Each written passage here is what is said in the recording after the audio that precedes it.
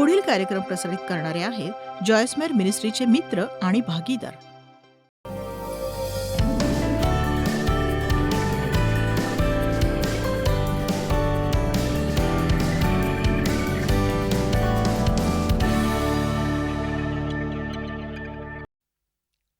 आता वेळ आलीये कुंपणाबाहेर पडायची. आणि इथे मी स्वतःसाठी कुंपण घातलंय. इथे बसून संदेश देता यावा म्हणून, आणि मी इथून पडू नये अशी अपेक्षा आहे. आता बघा, इथे देवाचं राज्य आहे आणि त्यात इथे आपल्यासमोर जग आहे. आणि आता नाही तर नंतर तुम्हाला निश्चय करायचा आहे की तुम्ही कुठे असणार आहात. आपण रविवारी देवाच्या राज्यात आणि सोमवारी जगात असू शकत नाही. आपण हा दृढ निश्चय करायला हवा की जर आपण ख्रिस्ती आहोत तर आपण नेहमीच ख्रिस्ती असल्यासारखं वागायला हवं, आणि फक्त ख्रिस्ती मित्रांसोबत असतानाच नव्हे. अशा वागण्याला तडजोड असं म्हणतात. आणि जग हे तडजोडीने भरलेलं आहे. पण बायबलमध्ये कुठेही तडजोडीला प्रोत्साहन किंवा पाठिंबा देण्यात आलेला नाहीये. आणि तडजोड म्हणजे एखादी गोष्ट अयोग्य असतानाही ती चालवून घेणं. प्रभू येशू अरण्यात असताना सैतानाने एकदाच कर असं सांगितलेल्या लबाडीसारखं येते. जर तू एकदाच पाया पडून मला नमन करशील तर मी हे सगळे तुला देईन. आपण सगळ्यात वाईट आणि सगळ्यात उत्तम अशा काळात जगतो आहोत. आज जगाची स्थिती फारच दयनीय आहे, आणि ही स्थिती फक्त अमेरिकेचीच नाही तर जगात सगळीकडे हीच परिस्थिती आहे. बघा, देवाला प्रत्येक गोष्टीतून वगळण्यासाठी सरळ नरकातून सैतानाच्या मोठ्या कारवाया चालू आहेत. आणि बघा, देव वगळला जाऊ शकत नाही. त्याने जे सुरू केलंय ते तो नक्कीच पूर्णत्वास नेईल. आमेन. पण आपलंही एक काम आहे, आणि मी या काळाला सर्वोत्तम काळ असं म्हणते, कारण देवाच्या राज्याच्या वाढीसाठी हा सर्वोत्तम असा काळ आहे. कारण मला विश्वास आहे की इतिहासात पूर्वी झालं नाही तेवढ्या मोठ्या प्रमाणात आत्म्याचं तारण या युगात होणार आहे. तुम्हाला वाटत असेल की या काळात जगणं फार कठीण आहे, पण खरं तर हा सन्मान आहे आपला नक्कीच की देवाने आपल्याला निवडलेलं आहे. देवाने आपल्याला निवडून घेतलेलं आहे.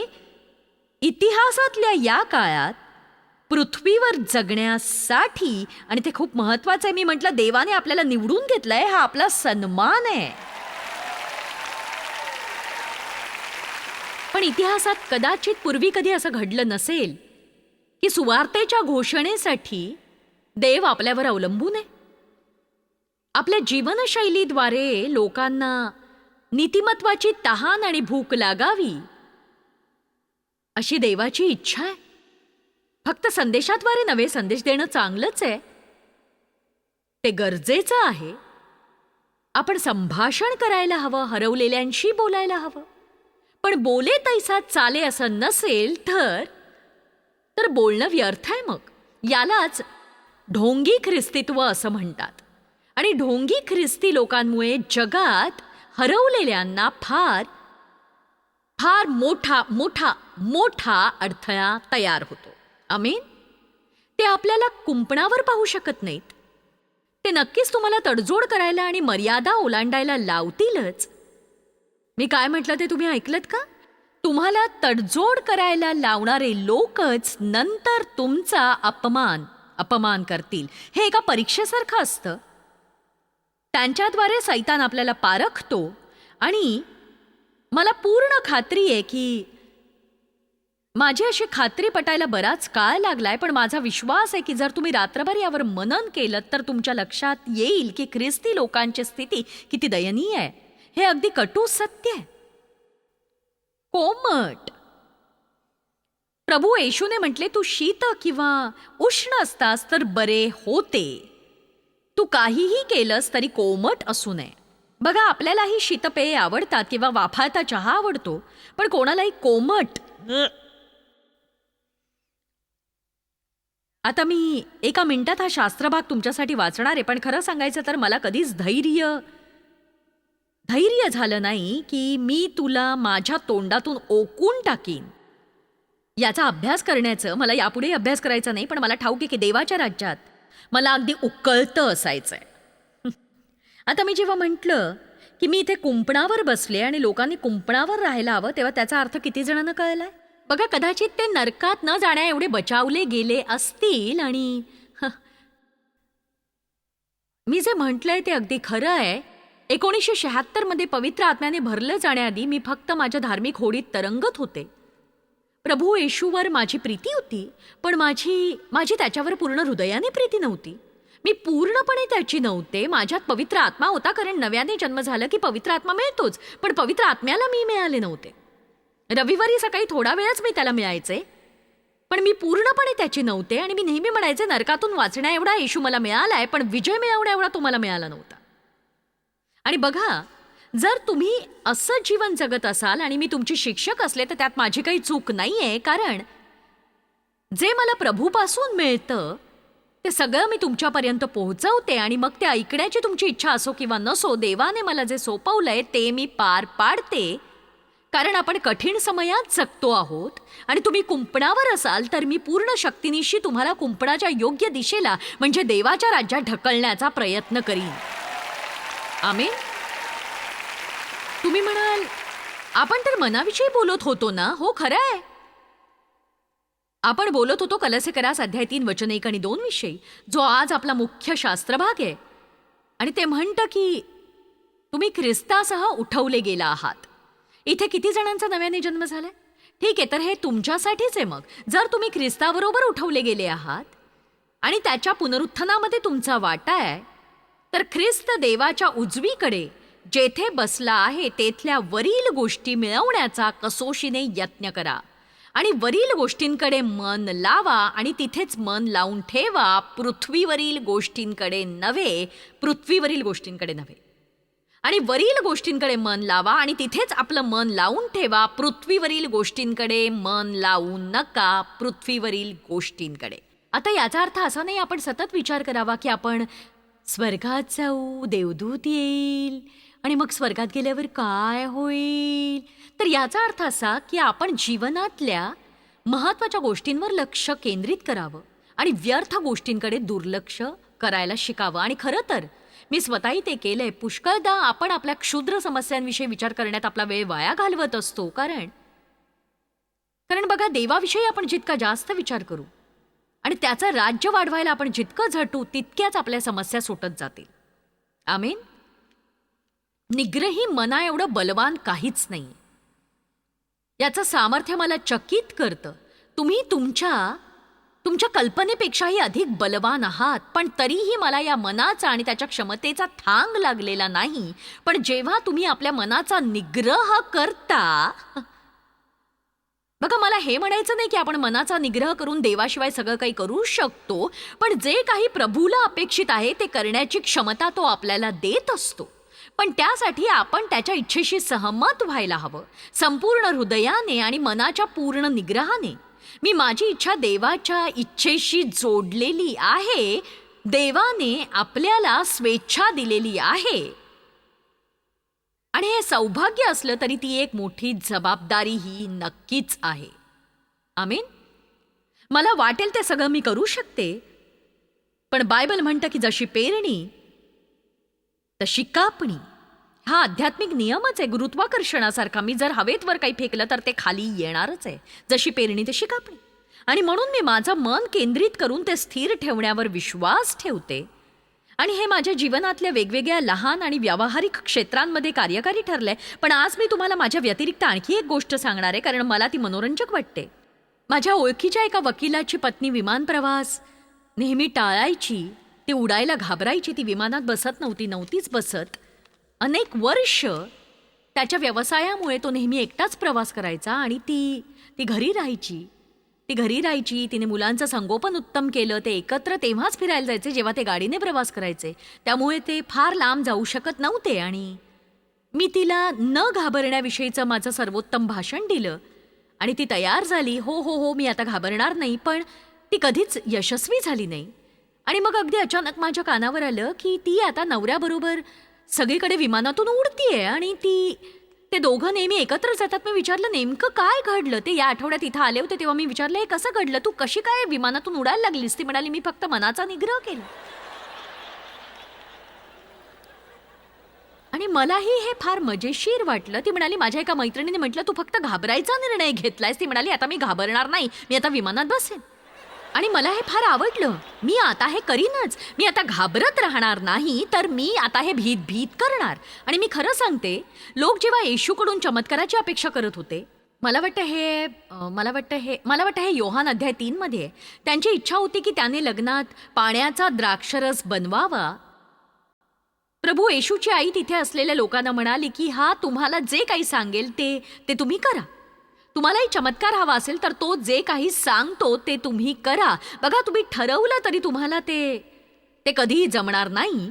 पण जर देवाने सांगितलं तर जे काही देव सांगतो ते करण्याचं सामर्थ्यही तोच तुम्हाला देत असतो. फक्त तुम्ही तुमच्या मनाचा निग्रह करून त्यावरील गोष्टींवर लक्ष केंद्रित करायला हवं. आपण आपलं लक्ष वरील गोष्टींवर केंद्रित केलं तर बऱ्याच त्रासापासून वाचू. डेव्हला खेळ खेळायला आवडतात, विशेष करून गोल्फ खेळायला आवडतं. आणि मी एकदा डेव्हला म्हटलं की तू कधी विचार केलायस का तुझ्यासाठी किती कठीण होईल. जसजसं तुझं वय वाढेल तसं तुझ्यासाठी गोल्फ खेळणं किती कठीण होईल. तो म्हणाला मी आधीच याचा विचार केलाय. तो म्हणाला मी मनाचा निग्रह केलाय की मी ठणठणीत राहीन. आणि आपण काय विचार करत असतो, मुलं मोठी झाल्यावर ठाऊक नाही माझं काय होईल, मला माहित नाही, मी आता म्हातारी होत चालली आहे, मला वाटतं मला काहीच करता येणार नाही, माझं आयुष्यच संपेल, असं होईल तसं होईल तसं होईल तसं. हे माझ्या जीवा तुला हाय 10,000 कारणं शोधून कणतो काय. आमेन. तो विचार करायचा की या जगात मला नक्की काय करायचंय. कदाचित त्याला वेदना होत असतील. तो म्हणायचा मला काय करायचंय. मध्यंतरी गोल्फ खेळताना डेव्हच्या पाठीची शीर दुखावली गेली आणि त्यानंतर काही महिने कसेबसे निघून गेले आणि तो गोल्फसाठी जायचा खरा, पण दुखण्यामुळे विचकावायचा. पण त्याची तऱ्हाच वेगळी आहे. तो नेहमीच स्वतःला बजावत असतो, सगळं काही ठीक होईल, सगळं काही ठीक होईल, सगळं काही ठीक होईल. तो आपलं मन आधीच तयार करतो. तो मन तयार करतो आपला आधीच की परिस्थिती कितीही बदलली तरीही तो त्यामुळे दयनीय होणार नाही. तो आपलं मन आधीच तयार करतो. बऱ्याच जणांना आपलं मन तयार करण्याची गरज आहे. कदाचित भविष्यात तुमच्यावर काहीतरी अनामिक संकट येण्याचा विचार तुमच्या मनात येत असेल आणि त्याची भीती तुमच्या मनात असेल तर तुम्ही असं म्हणायची गरज आहे, माझ्या विचारांपेक्षाही मी बलवान आहे. माझ्या मार्गात काही आलं तरी ख्रिस्त जो माझं बल आहे त्याच्याद्वारे मी सगळं काही करू शकतो. सगळं. आपण खूपच विचार करतो आणि आज आपण काही गोष्टींविषयी ठाम निश्चय करायची गरज आहे असं मला वाटतं. आणि मी त्याविषयी आधीच माझ्या मनाचा निग्रह केलाय. मागील वर्षात मी स्वतःबरोबरच काही बैठका घेतल्या. मला वाटतं तुम्ही तेच करायला हवं. तुम्ही वेळ काढून स्वतःशीच हितगुज करा. स्वतःसाठी वेळ काढा आणि म्हणा जीवा चल चर्चा करूया. बघा, जगामध्ये बऱ्याच घडामोडी अशा घडतायत ज्यामुळे भीतीचं वातावरण निर्माण होत चाललेलं आहे. आणि अशी ही वेळ येऊ शकते की संदेश द्यायचा की नाही यावरही कायदा बनू शकेल. आणि पुढे काय होईल आपल्याला ठाऊक नाही. पण वेळेच्या आधीच आपण आपलं मन तयार करायला हवं की आपण फक्त देवाची सेवा करणार. आणि आज मी तुम्हाला काही गोष्टी सांगणार आहे, त्या तुम्ही चटकन ओळखू शकाल. आपण कशावर विश्वास ठेवायचा आणि कशावर नाही हे सरकार ठरवू शकत नाही, देव ठरवतो. आमेन. आणि याविषयी आपल्यातील प्रत्येकाने मनाचा निग्रह करणं गरजेचं आहे. सरकार देव नाहीये, देव आहे.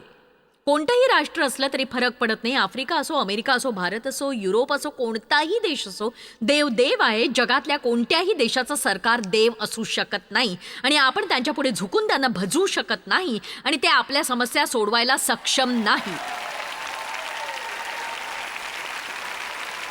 मला कल्पनाही करवत नाही की देव ज्याने आपल्याला सगळं काही दिलं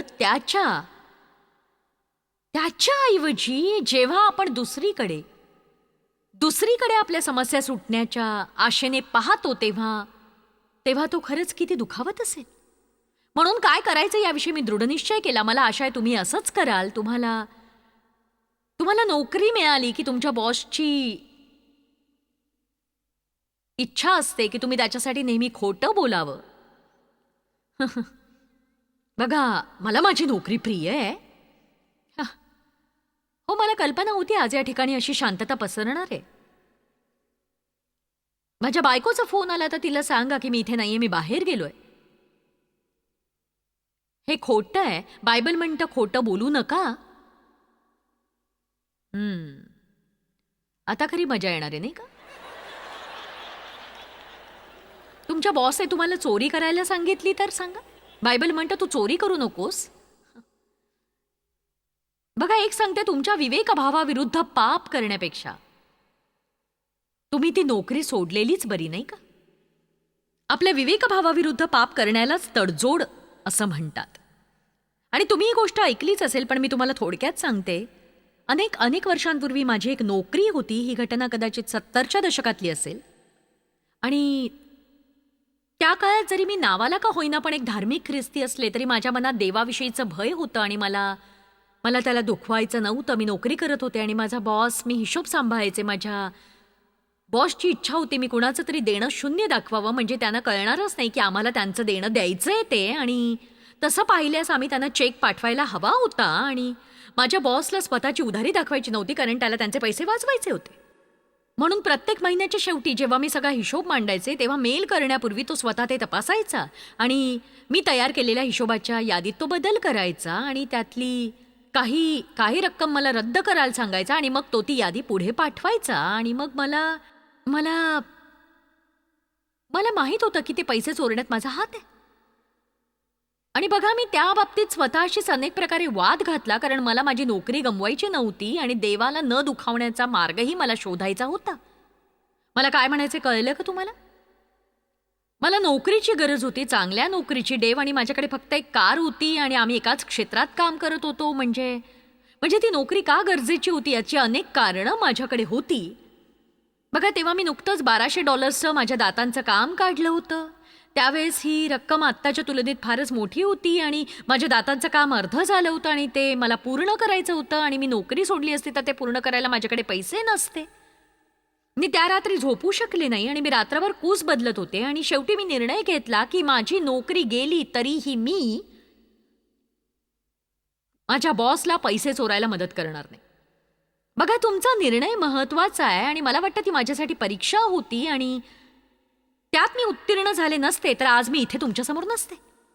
आणि मला याची पूर्ण खात्री आहे. तर मी तुम्हाला एक सांगते, देवाने तुमच्यासाठी किती मोठ्या गोष्टी ठेवल्यात याची तुम्हाला कल्पनाच नाहीये. पण ज्या गोष्टींपुढे तुम्ही झुकता त्या गोष्टी तुमचा आशीर्वाद हिरावून घेत असतात, हे लक्षात घ्या. म्हणून नेहमी देवाला साथ द्या, आपल्या शरीराला साथ देऊ नका. आपल्या देहाचे विचार पवित्र आत्म्याच्या प्रेरणेच्या अगदी विरुद्ध असतात. आपण अनेक गोष्टींचा विचार करू शकतो. मी देखील विचार करत होते, मी आणि डेव दोघंही इथं काम करतो, आमच्याकडे दुसरी कार नाही, त्यामुळे मी नोकरी गमावू शकत नाही, blah blah blah blah blah blah. पण बघा, देवासमोर अशी कारणं देणं अगदी मूर्खपणाच आहे. कारण तो सगळं जाणतो आणि म्हणून मी तो निर्णय घेतला. पण बघा, जेव्हा तुम्ही देवाशी झुंज देऊन योग्य निर्णय घेता तेव्हा तुमची शांती परतते, नाही का? आणि मला ठाऊक आहे की या सभागृहात अनेक लोक आहेत आणि हा कार्यक्रम टीव्हीवर दाखवण्यात येतोय आणि तो संपूर्ण जगभरात प्रसारित होणार आहे. कारण असे अनेक लोक आहेत जे अशा समस्यांशी झुंज देत आहेत, लढतायत ते. आणि तुम्ही तुमच्या मनाशी वाद घालत आहात नेमकं काय करायचं म्हणून.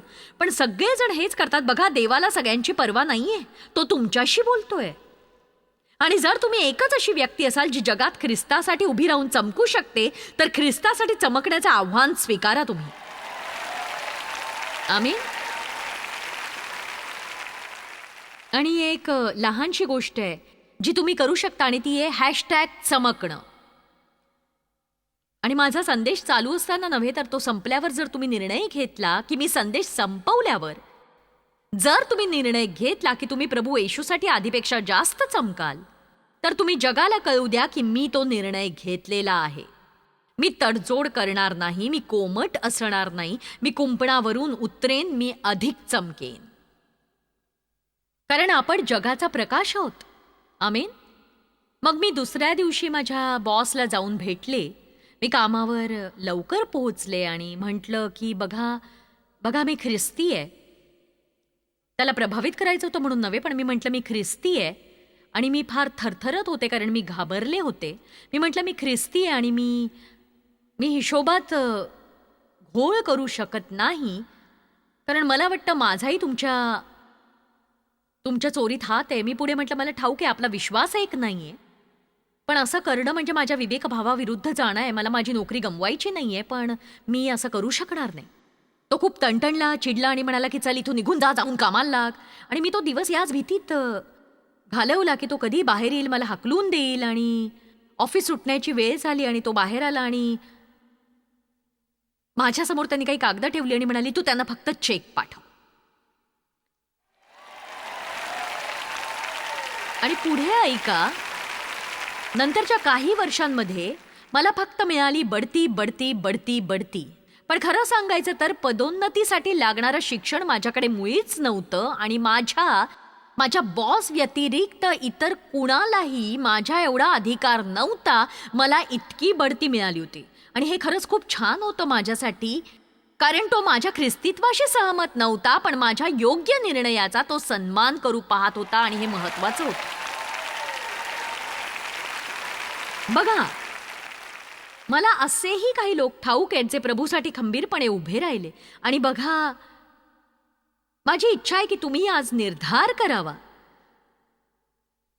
मला ठाऊक नाही हे तुमच्यासाठी किती महत्वाचं आहे ते, पण हे तुम्हाला आत्ता महत्वाचं वाटत नसलं तरी पुढे वाटेलच ते महत्वाचं. कारण अशी वेळ येते जिथे तुम्हाला निर्णय घ्यावे लागतील आणि तुम्हाला नाती दृढ करण्याचा निर्णय घ्यावा लागेल. तुम्हाला नवीन मित्र शोधण्याचा निर्णय घ्यावाच लागेल. तुम्हाला इतरांशी अधिक चांगल्या प्रकारे वागण्याचा निर्णय हा घ्यावाच लागेल. आणि बघा, काही ठिकाणी जाणं तुम्हाला टाळावं लागेल. आपल्याला खंबीरपणे उभं राहण्याचा निर्णय हा घ्यावाच लागेल. फाजील धर्मवेडेपणा नव्हे तर ख्रिस्तावरील विश्वासाचा आवेश आपल्यात असायला हवा, तो जास्त महत्वाचा.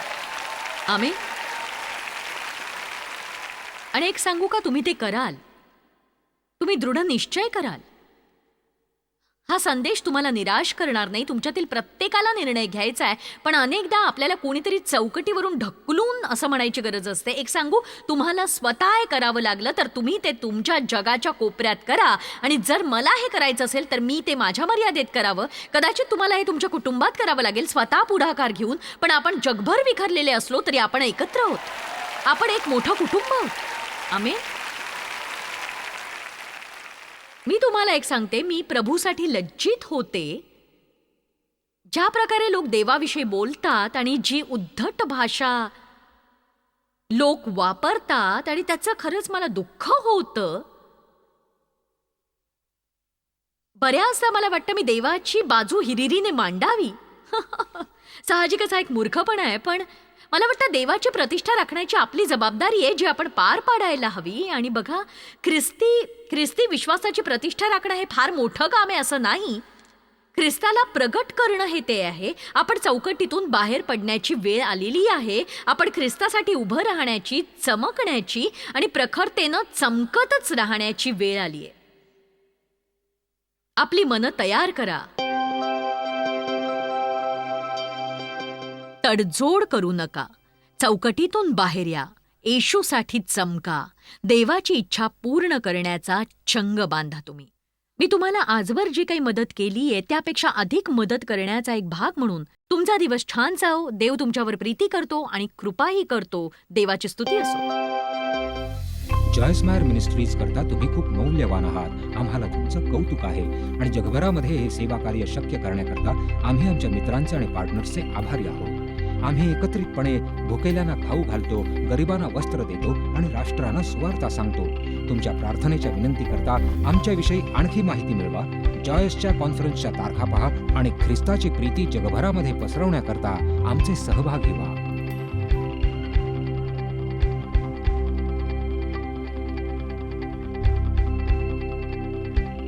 याचा सर्व खर्च जॉयस्मॅर मिनिस्ट्रीचे मित्र आणि भागीदार करत आहेत.